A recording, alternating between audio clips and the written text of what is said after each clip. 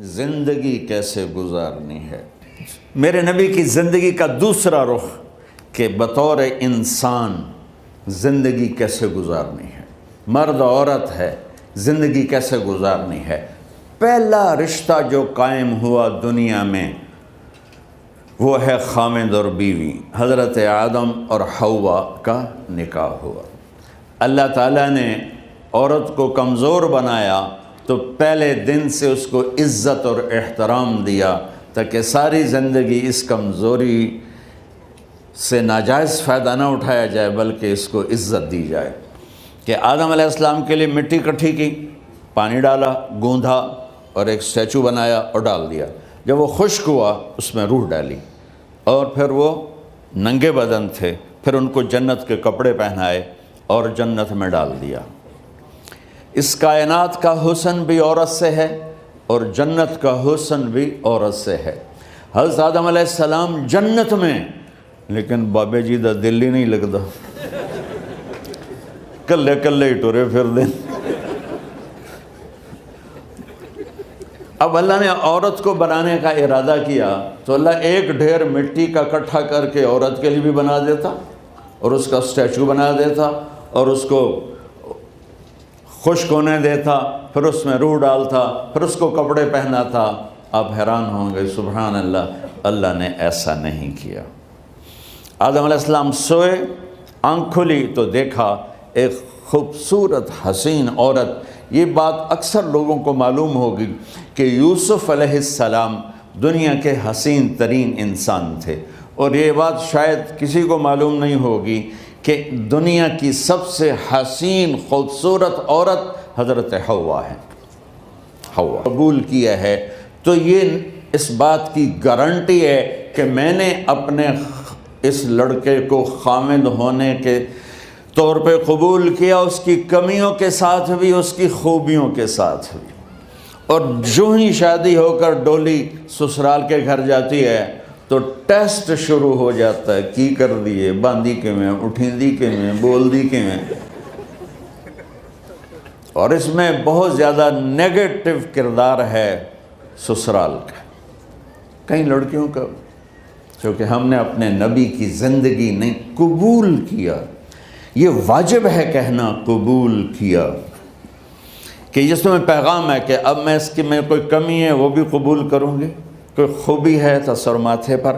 اور لڑکا کہتا ہے کہ میں اسے قبول کرتا ہوں، اس کی خوبیوں کے ساتھ بھی، کمیوں کے ساتھ بھی۔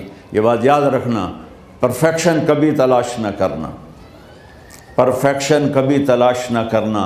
اللہ نے 100 نمبر نہیں مانگے، 51، ایک نمبر اوپر ہو گیا۔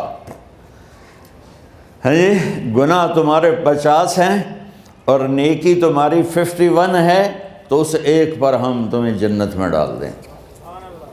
اب کوئی خامد اپنی بیوی میں پرفیکشن دیکھنا چاہے، بیوی اپنے خامد میں پرفیکشن دیکھنا چاہے، ساس سسر اپنی بہو میں، ساس سسر اپنے داماد میں، بھائی اپنے بھائی میں، ماں باپ اپنی اولاد میں، اولاد اپنے ماں باپ میں، جہاں یہ نظر ہوگی تو وہاں لڑائی ہوگی۔ کمیوں کے ساتھ قبول کرو۔ قبول کا لفظ اتنا واجب ہے، تھوڑے ڈر تو پھر بہ گئی تھی نا۔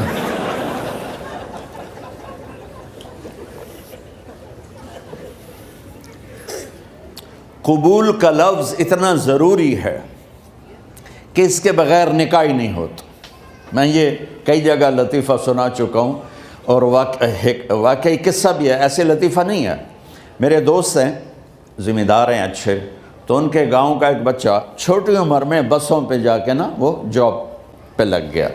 تو اس کا کام ہوتا ہے بس کو صاف کرنا، ڈرائیور کو چائے پلانا، اور جہاں کہیں رش ہو تو اس کو ڈائریکشن دینا، استاد جی کٹ لو، استاد جی آن دیو، استاد جی جان دیو۔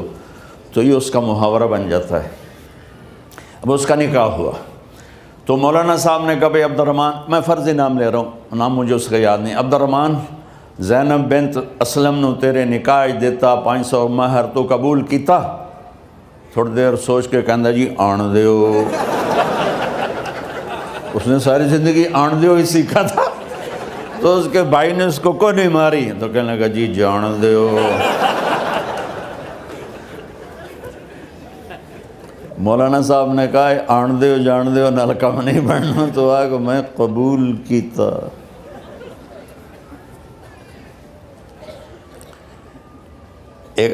یہ بھی صحیح واقعہ سنا رہا ہوں۔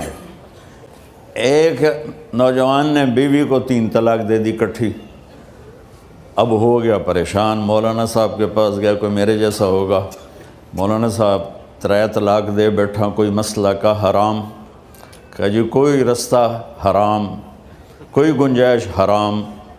اس نے جیب سے موٹا سا لفافہ نکالا اور مولانا کے جا نماز کے نیچے ڈال دیا۔ کہ مولانا صاحب کوئی گنجائش؟ کہ ہن تو سوچنا ہی پوے گا، روٹی کیا کھانی، جو اپنی شکل بھی نہ دکھا سکیں، تو اس لیے ہم نے کہا ہم نے بائیکاٹ کیا ہے، گھر میں نہیں کھانا ہے۔ تو ایسی لائف مت بناؤ۔ یہاں ایک بہت بڑا چکر شیطان دیتا ہے، بڑی گاڑی لے لو، $100 کی قسط تو ہے، اور بڑا گھر لے لو، $200 یا $100 کی قسط تو ہے، پھر میاں بھی کام کرے، بیوی بھی کام کرے، جو کہ بڑا گھر باقی رہے، تو خوشیاں تو مٹ گئیں۔ جو ڈبل جاب کرے گا، پھر ڈبل جاب کرتے ہیں، ڈبل جاب کرنے والا بیچارہ تھکا ہوا ذہن لے کے آتا ہے، وہ کیسے ٹائم دے گا اپنے بچوں کو خوشی کے ساتھ؟ جو ماں جاب کر کے آئے گی، پھر کھانا پکائے گی، وہ جب اتنی تھک جائے گی تو اپنے بچوں کو کھلا ٹائم کیسے دے سکے گی؟ پوری کائنات کی ذمہ داری تھی میرے نبی کے سر پر، اور آپ اس کے باوجود روزانہ حسن حسین کے لیے وقت نکالتے تھے۔ اور انہوں کو آ کر کوئی لیکچر نہیں، دیکھو ماں باپ سے ایک بات کرتا ہوں، لیکچر تھوڑا دو، محبت زیادہ کرو، یہ نہ کرو، یہ کیوں کیا، یہ کرو، یہ کرو، یہ چھوڑ۔ جن کو حضرت علی کی وراثت ملی، کس کی؟ علم کی، فصاحت اور بلاغت کی، ان کو کمر پہ بیٹھا لیتے، اور اکیلی زینب کو پورے گھر میں چکر لگواتے تھے۔ اور بھی دکھ ہیں زمانے میں محبت کے سوا، راحتیں اور بھی ہیں وصل کی راحت کے سوا، کیا صرف کمانا ہی کام ہے؟ ادھار کی زندگی سے بچو، خوش و خرم رہو۔ اس کو قسط دینی ہے، یہ قسط دینی ہے، یہ قسط دینی ہے، یہ دینی ہے، سر میں درد نہیں ہوگا تو اور کیا ہوگا؟ تو آپ اتنے بڑے عظیم ہو کر وقت نکال رہے ہیں۔ اور حضرت ابو ہریرہ فرماتے ہیں میری آنکھوں نے دیکھنا سارے، کہ آپ نے کبھی حسن کبھی حسین، یہاں جیسے مائیں کرتی ہیں، ادھر کھڑا کیا ہوا ہے اور جھولا جھلا رہے ہیں ایسے، اور ان کے دونوں ہاتھ پکڑ کر کہہ رہے ہیں آ جاؤ، اوپر آ جاؤ، اوپر آ جاؤ، آگے پہاڑی ہے، اوپر آ جاؤ، آگے پہاڑی ہے۔ تو ایسے ایسے آتے اور اوپر آؤ، وہ یہاں جاتے۔